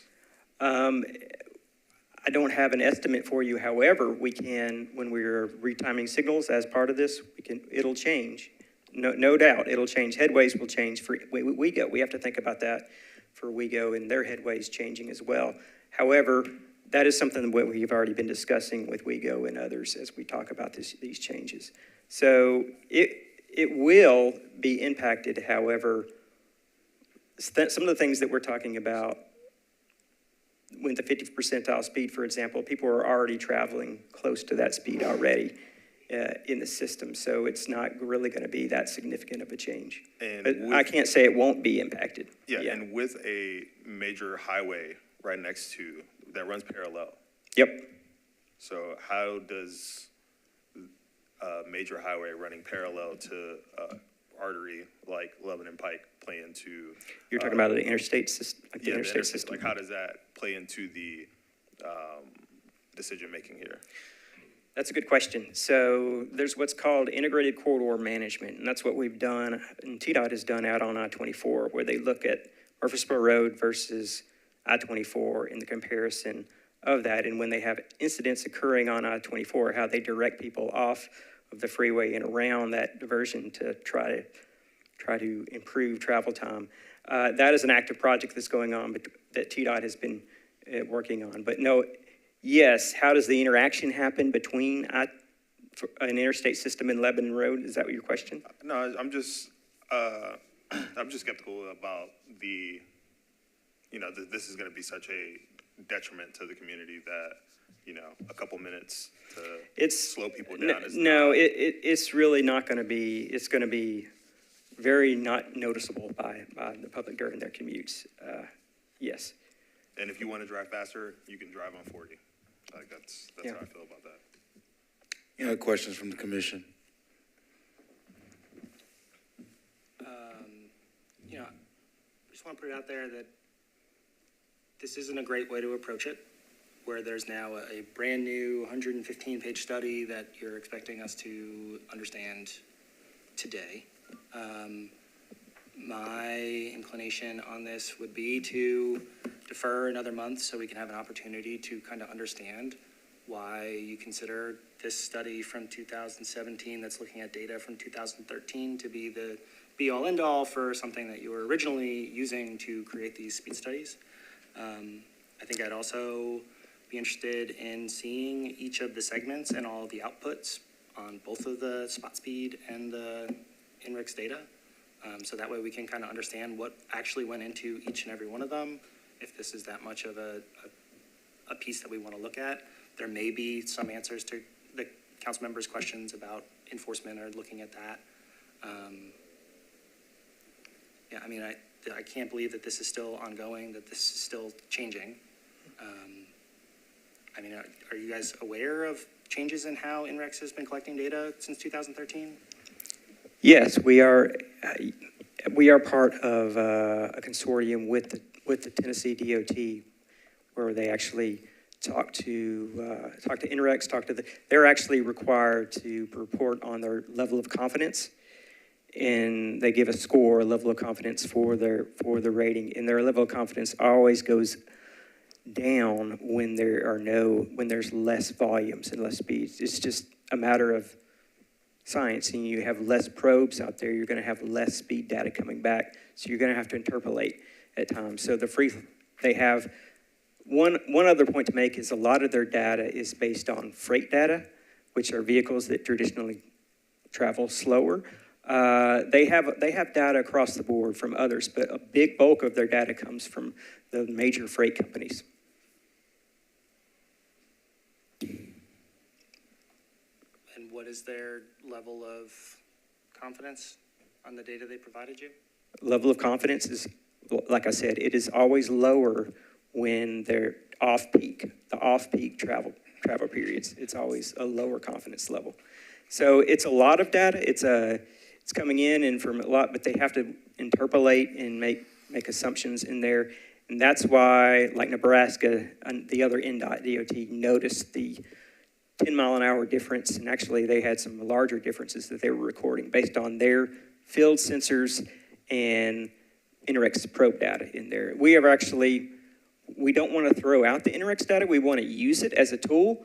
We're going to be using it in future speed studies, but we're definitely not going to have, we're going to keep the spot speed data in there to have kind of the ground truth data to test that, to have that in there. Yeah, and that's part of why I think we should have another month to look at this. There's a box and whisker plot on here that kind of shows that the speed bias, yes, there is some that's mostly lower, but there's also some that are higher. And so I think it would be beneficial to all of us to kind of understand why we're changing our approach here. So I can use some examples from my previous work experience at TDOT. So at TDOT, we use okay, go ahead. I would like to read the study before hearing more. That's my question. So, Any other questions? Can I go ahead and finish? I was going to give an example. Go ahead. Go ahead. You go I was ahead. going to go ahead, council member. I didn't mean to cut you off. Oh, you're good. I don't want to cut you off either, Mr. Freeze. You need some water? Okay. You're You want to good. grab water while I ask this? Right? I'm like, I wish I normally have like a lozenge or something, but I don't today. I think, I hear the council member's concern about sort of enforcement, and I think, but I also, I think the safety data is so clear. I think the case is pretty clear that this is important for safety, but it doesn't happen in isolation. So I know one of the things that I've talked to the department and the director about is sort of the comprehensive look at how do we actually make sure people go these safe speeds? Because it is, to your point, really unsafe to have like people driving 50 and people driving like 35 potentially right in the same space. I think about my grandmother, and I'm still shocked she didn't die in a car accident driving 20 miles an hour down Old Hickory Boulevard. But she did not. So I guess luck. But I think a lot about that. I think especially too once we get on the far edges of our pikes, we see a lot of things like racing at night and stuff like that, which is just like very inherently unsafe. And so I'm just curious sort of holistically to, if you could just go into a little bit more about how maybe 40 instead of 35 can be achieved in a way that creates a more holistically safe environment. So that's a great question. It really comes down to, and I know I referred to this earlier, the 5 E's, and I know you've heard it a lot. It's not enforcement by itself. It's not engineering by itself. It's not encouragement by itself. It's not evaluation by itself. It's all these things working together. It's called the safety system approach.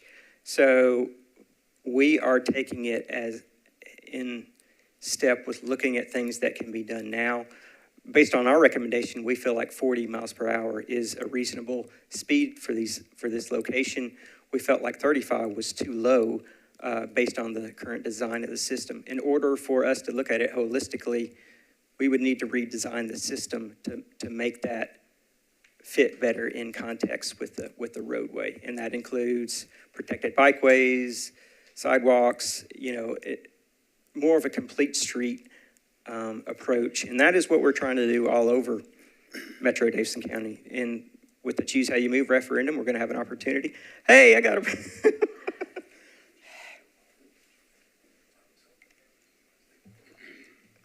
He gets a lot of kudos for bringing me some water.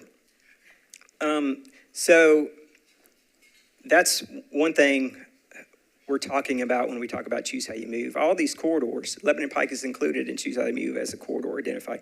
How we can actually look at, it's not one of the all-access corridors, but improvements are included on Old Hickory Boulevard. How do we look at defining and changing the design infrastructure out there to support these safer speeds? Even the part where he was talking about the high accident area is not in the corridor being considered tonight. At the same time, it still goes back to enforcement. You can look at the numbers, and these are numbers that are based on a lack of enforcement. So if we're going to make judgment on what speeds we should travel based on the speed being traveled, we should make sure that we're enforcing the actual speed before considering those speeds being traveled. And that's been my point from the beginning, that if we're not going to enforce it, then what does the speed matter at all? Why would you have a sign at all? So, yeah, I understand. And I think if they use the data, I don't know, okay, so for every 5 miles you lower it, you get 2.5. Isn't that the rule that y'all are pushing? For every 5 miles of lowered speed posted, the public slows down 2.5. Isn't that the rule that you've touted? We have seen very positive results of our neighborhood streets programs where we've actually lowered the speed limit. But isn't that the statistic you're using to do this? Councilmember, so we've I don't want to make this a back and forth with staff and the enforcement. Your point's valid and it's fair. I want to give the commission an opportunity to discuss and get to a point to where, I'd like to see some sort of voters, or, this thing has been out there for a while, and I would welcome the commission to continue to ask questions so that we can decide what we're going to do next. Are there any other questions from the commission at this time?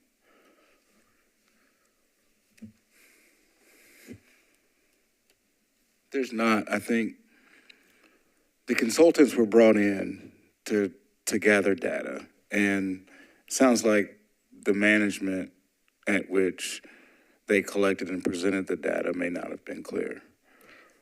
That is correct, yes. And I will say, this was less of an issue earlier on in the corridor when sections 1 through 8, because you see less of a difference. It's more magnified when you get into these outer stretches of that infrastructure. But yes, that correct. It wasn't clear to the commission, and I apologize for that.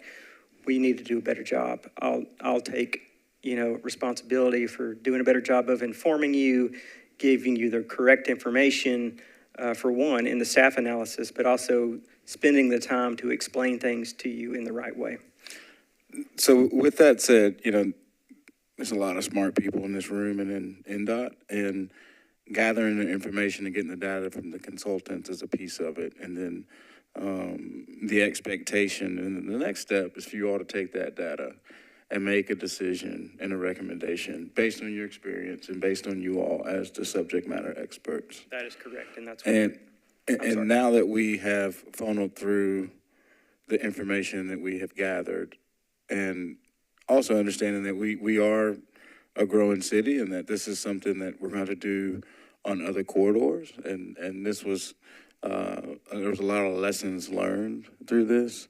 But at a certain point, the commission has to trust that NDOT is gathering the data and taking an educated approach to it and making the decision with regards to the data that's collected and how you all evaluate it. And to be clear, you all have evaluated this and are recommending a 40 miles per hour speed limit between sections 9 and 13. Is that clear? That is correct. Now, I would like to ask, we want to make sure that we get this right. And from last month to this month, we have realized some additional data and the way that the consultant had brought to it. Are you comfortable that you've had enough time to digest that data based on the conclusion that you've made, or do you need more time to reevaluate or look deeper to ensure that 40 is, because, waiting 30 days to get it right is important, but, if there's a confidence level there today that, you have weeded through the data, had a good talk with the consultants and understanding around this, we need to know that, because you are the entity in the engineers, and that we are leaning on and trusting to provide that guidance. So if we were to come back to you in 30 days, our recommendation would still be 40 miles per hour based on what we've looked at and what this context of the area, the data, and the points that I've made today as well. We would come back and recommend 40 miles per hour. So with that being said, I would like to put this to a vote to move something forward, but would welcome suggestions or additional questions from the commission. Is there any appetite to amend Section 8 to not have a 35 in the middle of this? No, I think that's appropriate to have the 35. That's the section that goes under Briley Parkway. Okay. Cottage to Donaldson. Councilwoman? I think hearing that there is still a lot of work to be done on 9 through 13 and some concerns about the report, I think what might be helpful, because I do agree we should vote on this, but if we could vote on it and approve it in such a way that we get a report back in a couple months and we can get some actual data on whether this is working, whether the district is getting what it needs from NDOT to support it, I think that would be really helpful, and that would also allow us time if we need to revisit the data, because the data questions actually have time to dig into that. Pardon me, they've already moved some of this. Could that data be collected from one of the areas that have already been lowered before lowering mine? I don't believe if you lower it from 45 to 40 and get 2 months of data, you're going to come back and go back to 45. So I would like to see because I'm with you. I think we're doing this and we're not looking back to find out if it's actually working or not. We're just proceeding without I think at any the look back. end of the day, the commission is going to lean on the subject matter experts with regards to the recommendation of staff. And if staff, we've found some holes in the data that was presented to them to understand the inconsistencies with what was proposed and not proposed. If they, we vote on this and it goes to 40, and then it comes back and, staff comes back and says, actually, the data supports 45. I mean, we're open to hear and understand whatever staff recommends based on the data they collect. So I don't know why that would I think be on we'd the both table. agree it'd be highly unlikely they would reverse course I don't after a think few we months agree. and raise them again. We're trusting staff. And if they come back and say that, Could I y'all have to look at the trust that. data from another area before lowering this? we have voted and approved speed limit changes for sections 1 through 8 already, based on the data that was collected and presented to us. If staff feels like that those sections have been miscalculated or his recommendation has been, needs to be modified and or changed, I believe that they would bring that to us. And as of today, they have not. So I am comfortable and confident that they're comfortable and confident with what we voted on.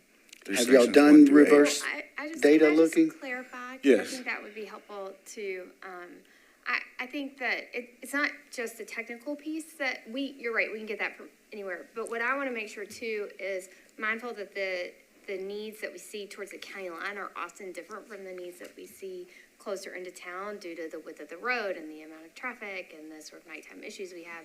I also want that data to include an update on what resources your district is getting to make it safer, because I think what we hear consistently, not just from your district, but from all of our sort of GSD districts, is that sometimes it doesn't feel like you're getting the resources that you need, and I want to make sure that you're getting that, and I can't sit here and evaluate that. Yeah, all using I'm other asking to do data. is see if the lowering of speed limit is actually working in the areas that you've already lowered the speed limit. I think that's data that we can collect over the next 2 or 3. I mean, I think it's a holistic approach to where. And to defer this until that collected, because I don't believe it's happening. I think without enforcement, it's not going anywhere. And enforcement is the key to make this work. This commission is not we don't review enforcement. We take staff recommendations based on the data they've presented on speed limits. And it looks like that data was collected without any enforcement input. It did not list data. If you want to go back to it, you can, but it did not list enforcement or any type of enforcement in that equation when it came up with these new data points. That's correct. The tool does not talk about enforcement. I mean, It should. It really should. I mean, we can't babysit every corridor. We can't have every corridor just have babysitters to make sure everyone is going the correct speed. So, Well, I think that. I think the enforcement conversation is not something we're dismissing. If that's what you're seeing in your district and that's what you feel, that's not something we can.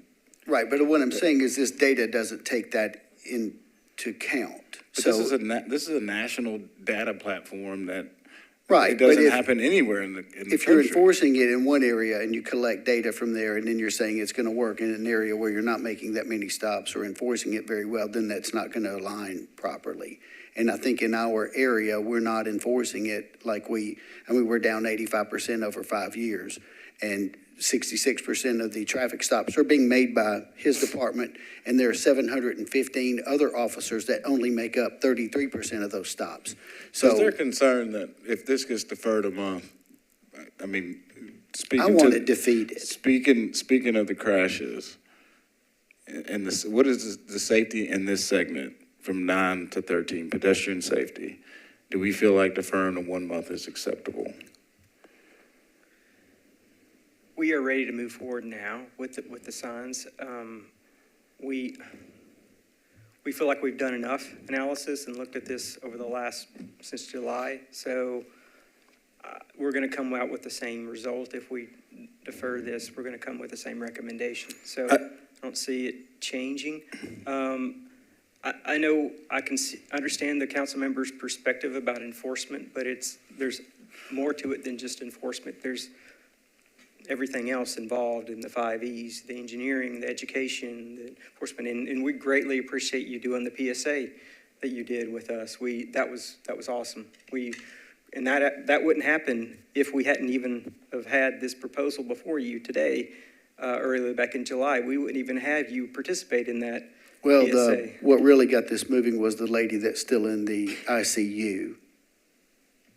Councilwoman, I think your suggestion was a great one. I think we may need to identify some data points that we want to see in measuring.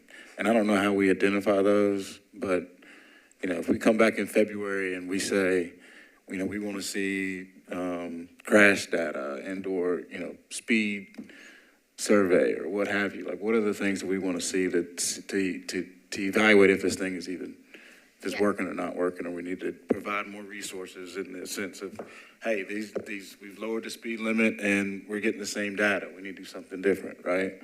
Yeah, I think the speed data, I think crash data is important. I actually don't think necessarily that citation data is important, because that isn't sort of an objective measure of what is happening on the ground, as I think we all in the department would agree, if I understand the department's position on that. But yeah, I think if we can see what the crash data is, if we can see what the actual spot speeds are, and in addition to the crash data, not just how many bad wrecks versus regular wrecks, but sort of what kind of wrecks are we seeing? Are these accidents that are typically caused by speeding, as opposed to other issues where running a red light isn't maybe necessarily speeding, unless it's 2 a.m. and they're drag racing down the street or something. Okay. Hold on, Andrew. Councilmember, it's a great point, and when we embark on this, we always intended to do that, and we can definitely commit to doing an after study and commit to timelines and sharing data to you. That is reasonable, and it was what you should do in the engineering science, is look at how successful your approach has been, and we'll learn things, I'm sure.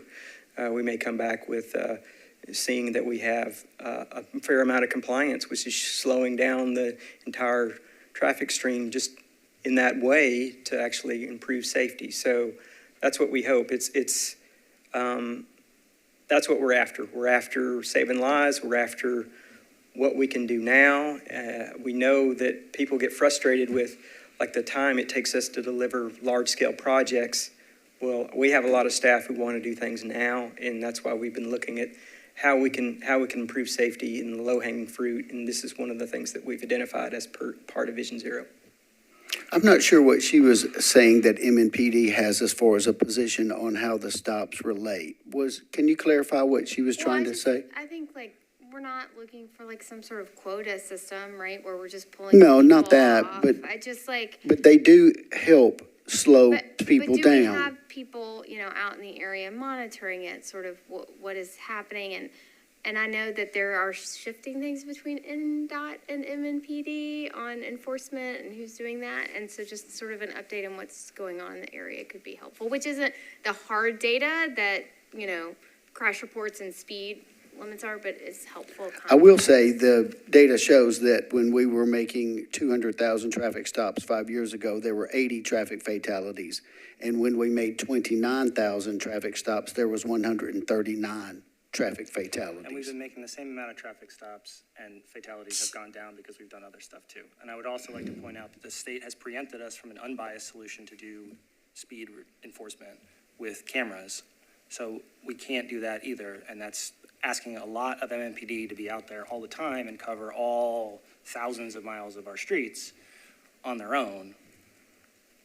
So I think we've beat this enforcement horse as hard as we can for what this commission can do. We should just consider what the data points we want to see in a couple months are. 5 miles an hour sounds like the best we're going to do at this point. Commissioner Gibbs.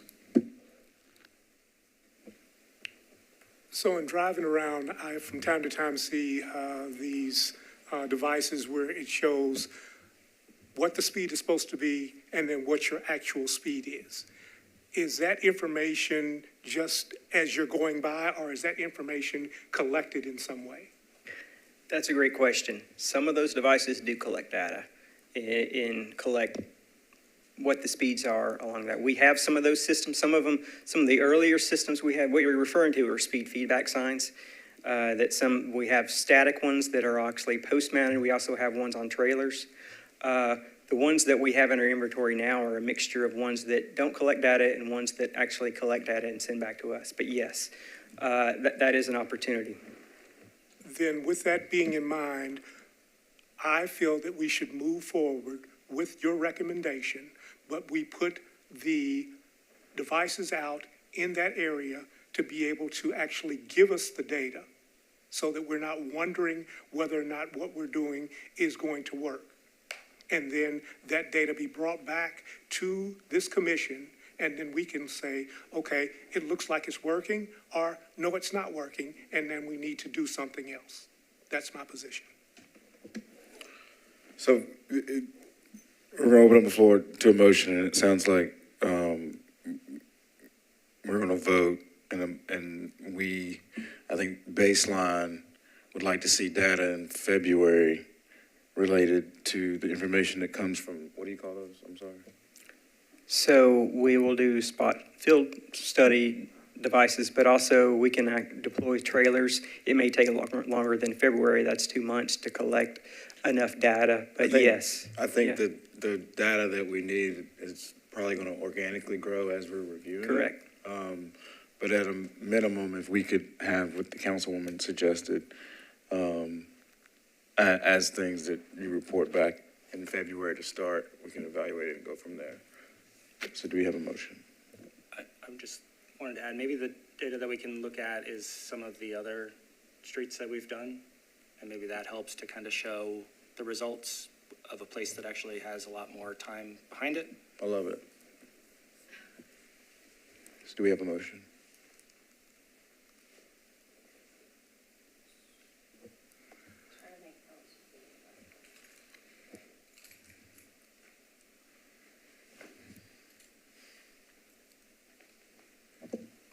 Move to adopt the proposed speed limits and also to get a report from NDOT in, we have all these 4 months' time so that we can get sort of spring data on this. Do we have a second? Second. It's been first and second. Any questions in the motion? All those in favor say aye. Aye. Any opposed? It is passed. Thank you for your comments. Thank you for everything. I for your appreciate the time and appreciate the ability to speak freely here. No Y'all problem. have a great rest of the day. Happy holidays.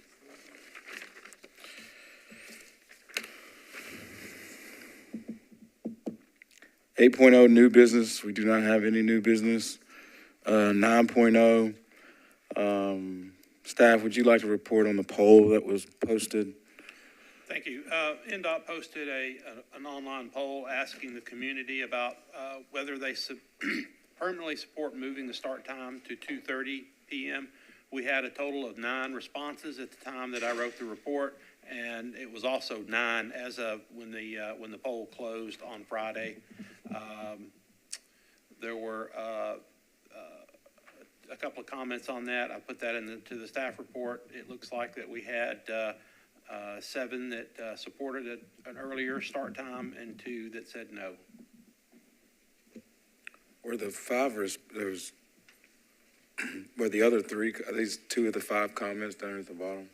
That's correct. Those were the 2 that I had available. I got you. Question?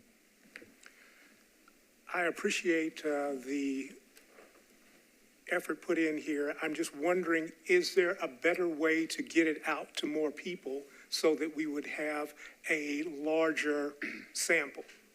Because 9 people.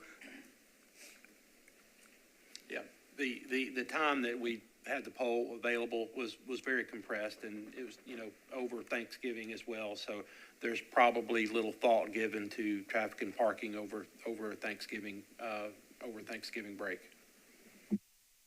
is there some type of a social media campaign that could be attached to, if not this, but things going forward so that we can get a larger sample?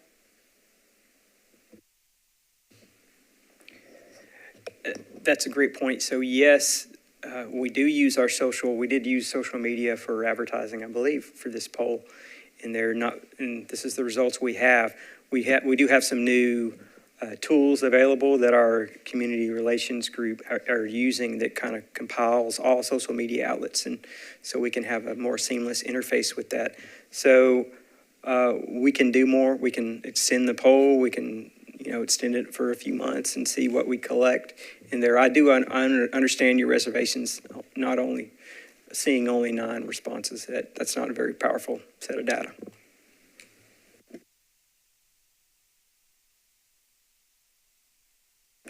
Sorry, that might be like 9% of the people who watch these meetings after the fact. So that could be kind of representative of a sample. There's commentary we're just there, not popular. Yeah. Our commission. It may get more popular after the speed limits drop, but we'll see. So do we want to see more data? Are we going to, we can always change it back if we, get feedback, but. I'd like to see more data, but if it is the consensus of the group that this is about the best we're going to do, then so be it. I'm open, if we want to get more data and keep it at the same time through February, and then, it was kind of something that the meetings were a lot longer than they are now, and it was drifting into the evening. So I'm neutral. But it's up to the commission to decide. We've got to vote on We'll collect more data or, and come back later if that's what the commission wants. Let's come back in February. February enough time and see if we have more data and keep it at 3 for the next 2 months, or? I still think you can just keeping your discretion, and if we need to change it, change it. Let's These are change the rules now. I think we should change it to 2:30. Is that what you were saying? Well, you have discretion month to month to set the time. Oh. You do. It's completely up to you. You can set Don't make me make the decision. But then that's what, like, subject to the availability of the room? No, the whole conversation was built up around the length of the meetings. Sometimes they go really later into the evening. So getting an earlier start was what the genesis was. Yeah, so if we do 2:30 next month and then, I guess check the schedule to see if this is available. Because I think that would probably be the other hurdle is shifting. We've confirmed that the meeting room's available. I think available. That's correct. What we were considering was just ensuring that the public had enough notice that we had changed the meeting so that they could make it.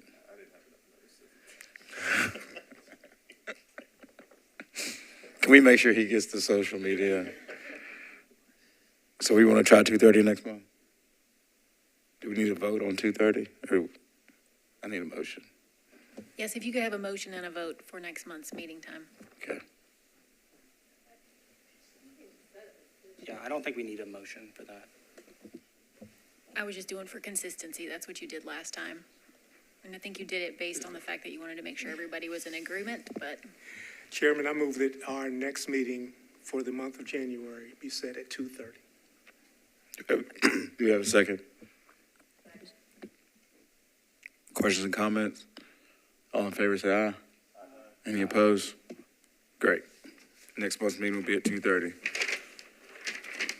So do we need to stand and sing, or how? I just want to say one thing. Motion to adjourn. Thank you.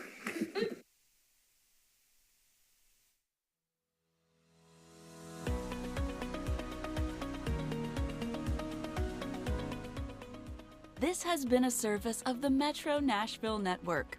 If you would like to see this presentation again, or for more information on this and other programs, visit nashville.gov.